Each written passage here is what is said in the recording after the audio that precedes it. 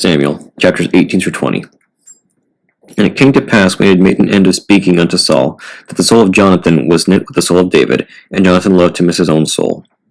And Saul took him that day, and would let him go no more home to his father's house.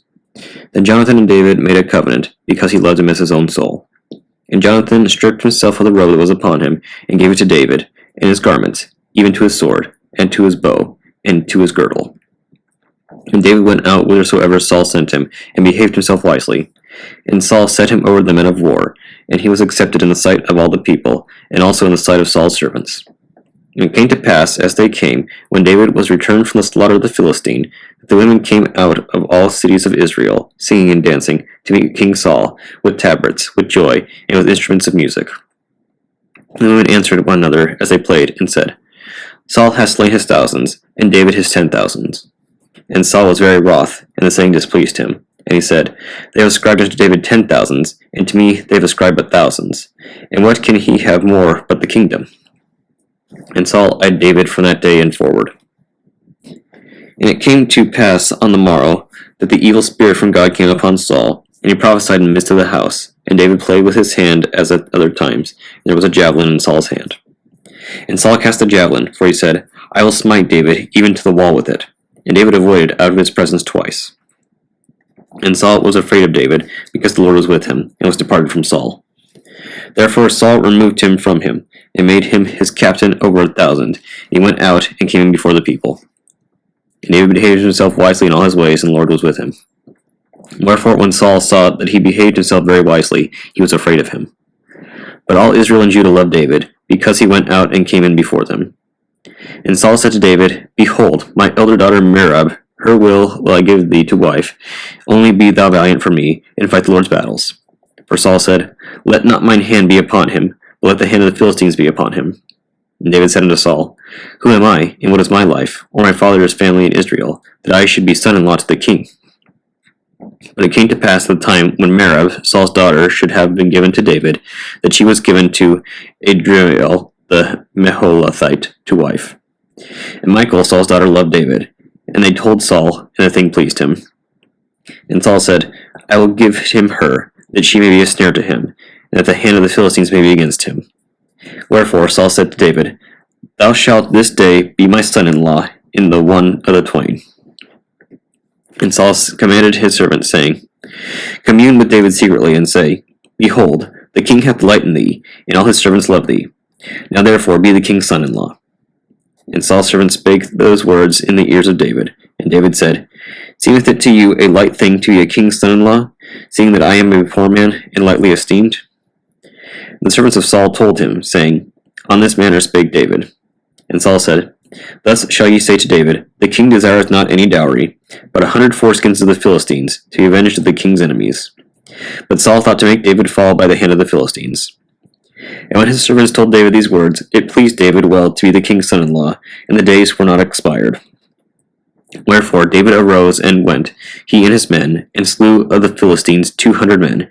And David brought their foreskins, and they gave them in full tale to the king, that he might be the king's son-in-law.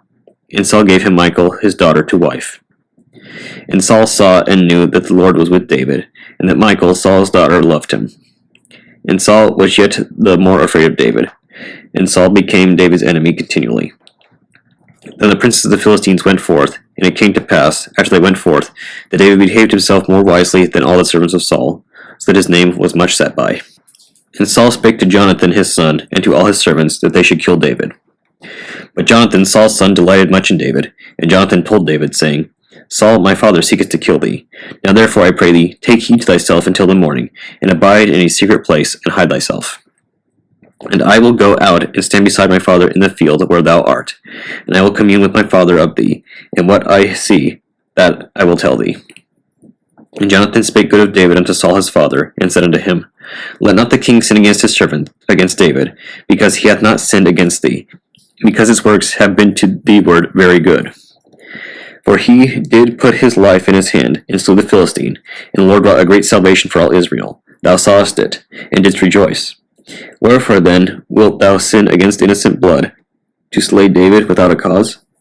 And Saul hearkened unto the voice of Jonathan, and Saul sware, As the Lord liveth, he shall not be slain. And Jonathan called David, and Jonathan showed him all those things. And Jonathan brought David to Saul, and he was in his presence as in times past. And there was war again, and David went out and fought with the Philistines, and slew them with a great slaughter, and they fled from him.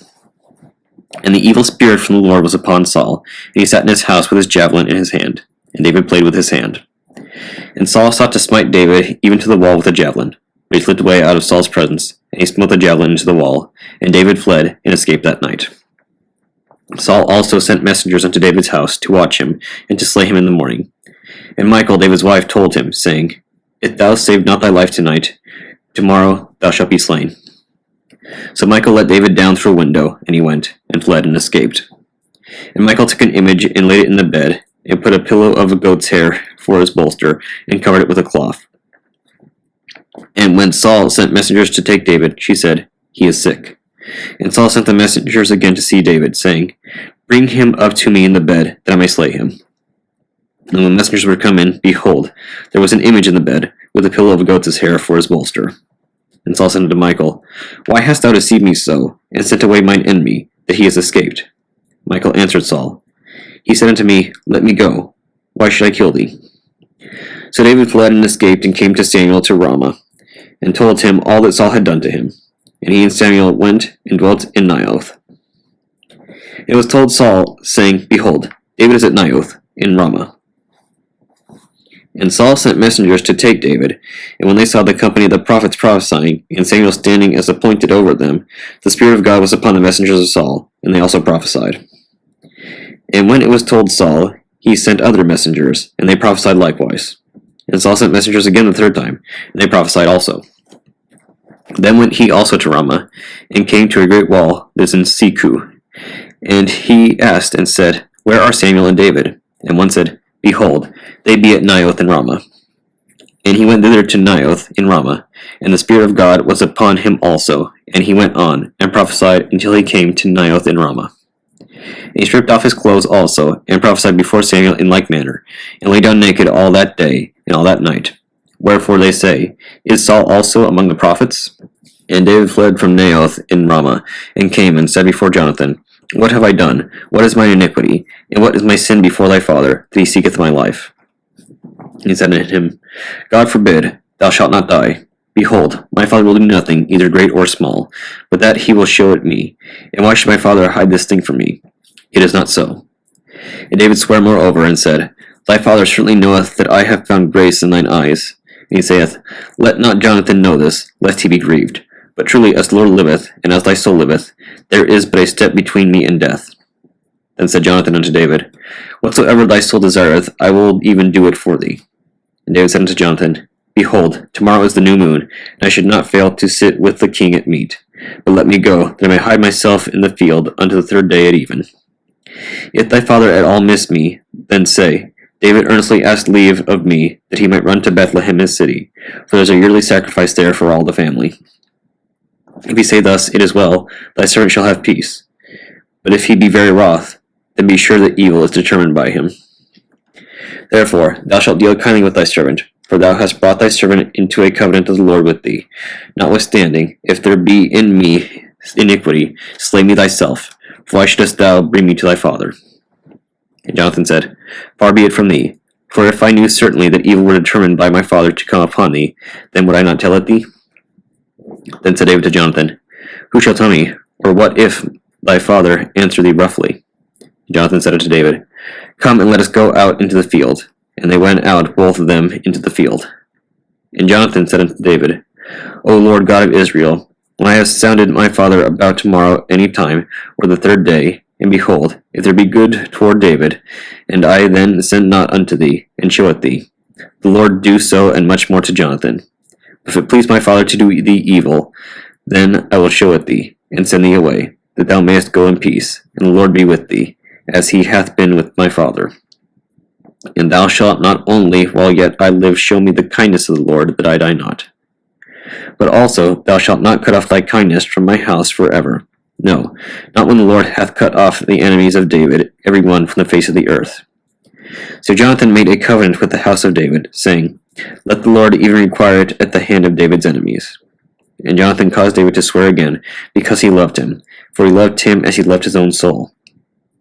Then Jonathan said to David, Tomorrow is the new moon, and thou shalt be missed, because thy seat will be empty. And when thou hast stayed 3 days, then thou shalt go down quickly, and come to the place where thou didst hide thyself when the business was in hand, and shalt remain by the stone easel. And I will shoot 3 arrows on the side thereof, as though I shot at a mark. And behold, I will send a lad, saying, Go, find the arrows.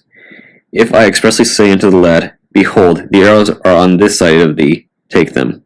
Then come thou, for there is peace to thee, and no hurt, as the Lord liveth. But if I say thus unto the young man, Behold, the arrows are beyond thee, go thy way, for the Lord hath sent thee away. And as touching the matter which thou and I have spoken of, behold, the Lord be between thee and me forever. So David hid himself in the field, and when the new moon was come, the king sat him down to eat meat. And the king sat upon his seat, as at other times, even upon a seat by the wall.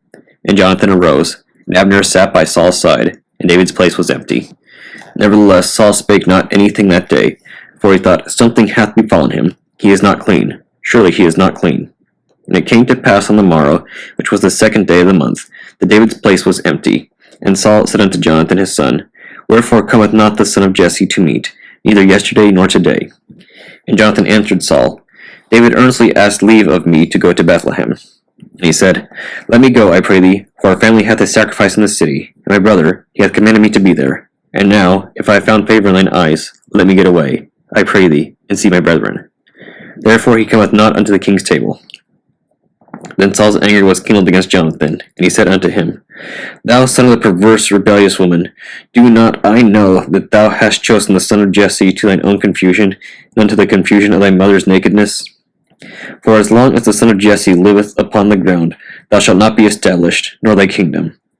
Wherefore now send and fetch him unto me, for he shall surely die. And Jonathan answered Saul his father, and said unto him, Wherefore shall he be slain? What hath he done? And Saul cast a javelin at him to smite him, whereby Jonathan knew that it was determined of his father to slay David. So Jonathan arose from the table in fierce anger, and did eat no meat the 2nd day of the month, for he was grieved for David, because his father had done him shame. And it came to pass in the morning that Jonathan went out into the field at the time appointed with David, and a little lad with him. And he said unto his lad, Run, find out now the arrows which I shoot. And as the lad ran, he shot an arrow beyond him. And when the lad was come to the place of the arrow which Jonathan had shot, Jonathan cried after the lad, and said, Is not the arrow beyond thee?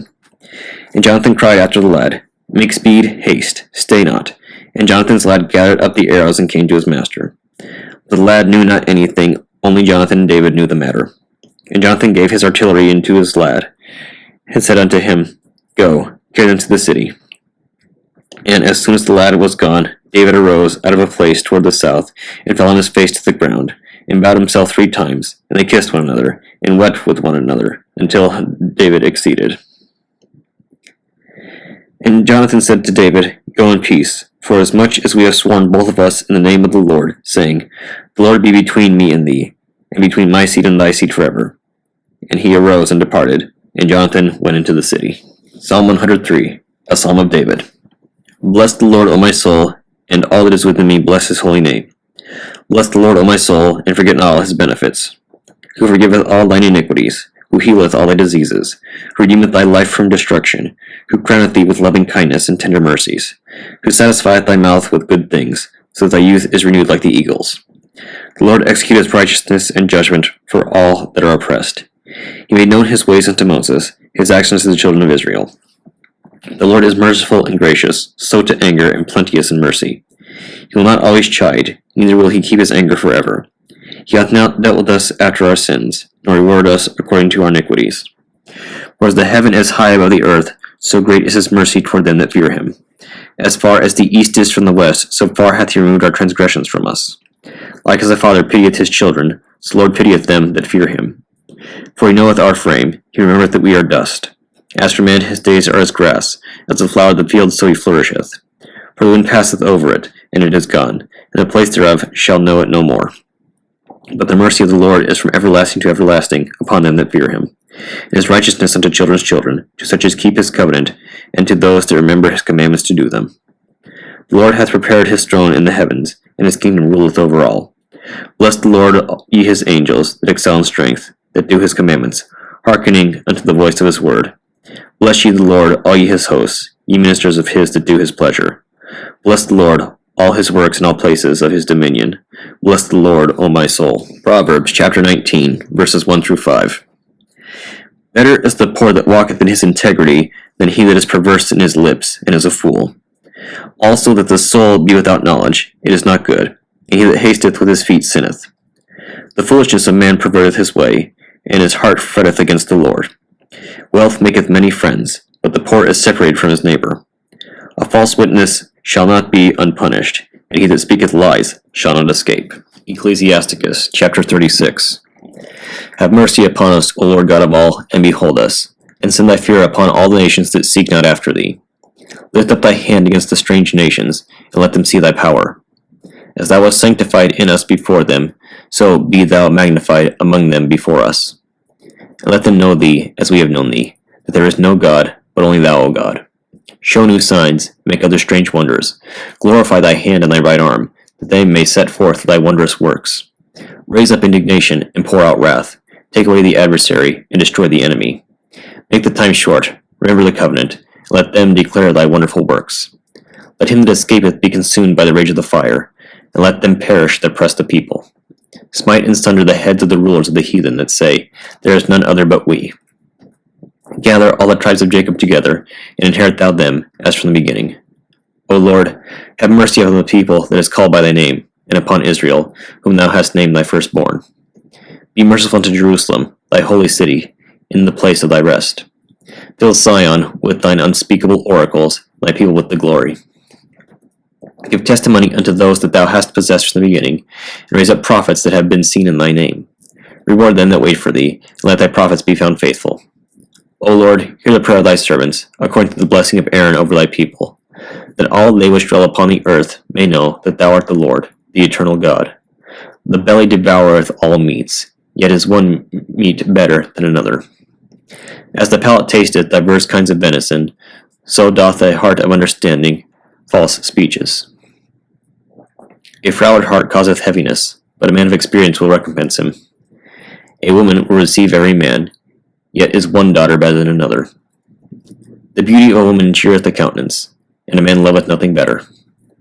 If there be kindness, meekness, and comfort in her tongue, then is not her husband like other men. He that getteth a wife beginneth a possession, a help like unto himself, and a pillar of rest. Where no hedges, there the possession is spoiled, and he that hath no wife will wander up and down mourning. Who will trust a thief well appointed, that skippeth from city to city? So who will believe a man that hath no house, and lodgeth wheresoever the night taketh him?